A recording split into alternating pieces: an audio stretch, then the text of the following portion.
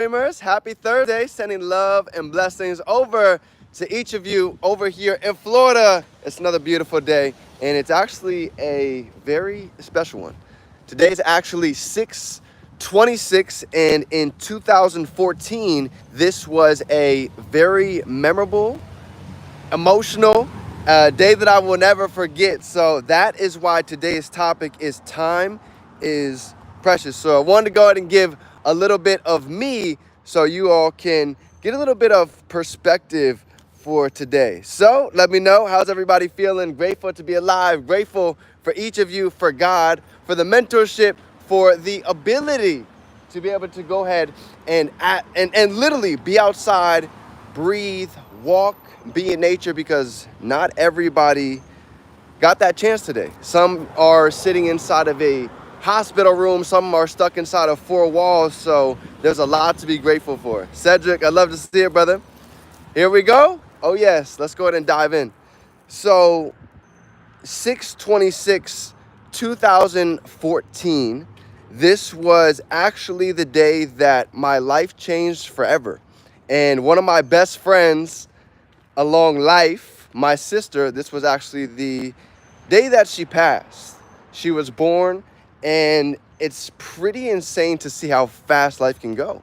Around 27 years, 1987, 2014. So it just goes to show that she was healthy. She was auditioning to be a professional cheerleader. Cedric, what's going on, brother? And it made me realize a lot. At such a young age, being healthy, how fast life can be stripped away in a matter of. And at that time, I was so broke in college. I had no money. I was pretty much living out of my car, and I couldn't even afford to go ahead and take the flight over there to go ahead and see her. And it was a point where I started to see, at the time, nothing made sense, right? I was blaming God. I was blaming everything around me. And just as the Steve Jobs quote goes, it's hard to connect the dots in the middle of the situation, but looking back, the dots start to make sense. So it's kind of Murphy's Law for me, right? I was in debt, getting out of right before I graduated. I was 30K in debt. I had no job. I was living out of my car. And then I'm scrolling through Facebook one night, and I saw a whole bunch of RIPs, and I finally saw the tag, and the tag was my sister. And it was at that moment that I started to blame everything, but a while later, I started to see this was my fire. As I look back at it, I was hanging around the wrong people. I didn't have the right influences. So I started getting into personal development, listening to the law of attraction. In fact, my mind was so broken, the first book that I ended up running into was called The Monk That Sold His Ferrari. If you've never had a chance to go ahead and read that book, that is my recommendation for the day. That one changed my life forever, right? Because I was thinking about it. I was so upset, and I was so broken mentally and physically. I was like, who's mastered the mind more than a monk, right? So inside of the book, there's really two types of people. Somebody that chases the legacy, or somebody that chases the currency. And when I started looking around, graduating college, seeing success, yes, people are chasing money. Yes, people are getting materialistic things. But at the end of the day, how many people show up to your funeral just for the currency? Only a handful. But you see, legacy, this is something where your last name, our last name, can ring for decades to come. And that's being able to help people, be of service, to truly give back is how we can have our last name really ring. And I realized, wow, I'm not just here to just exist. I'm here to make a lasting impact. And I started really honing in on all of the things, law of attraction, manifestation, being able to visualize something that we might not be able to see in front of our face physically. I was living in my car. I had no money. I was struggling. But I started to see a life that I couldn't see physically yet. What does it look like to be able to travel? What does it look like to be able to help pay some of my family's bills? And that's how it all began. But I started to. I'm gonna give you the main piece of the story, okay? When I'm talking about time is precious. From that day on, my sister passed at 27. I was 21, and I told myself, what would life look like if you only had till 27 to live? If you only had 6 years left?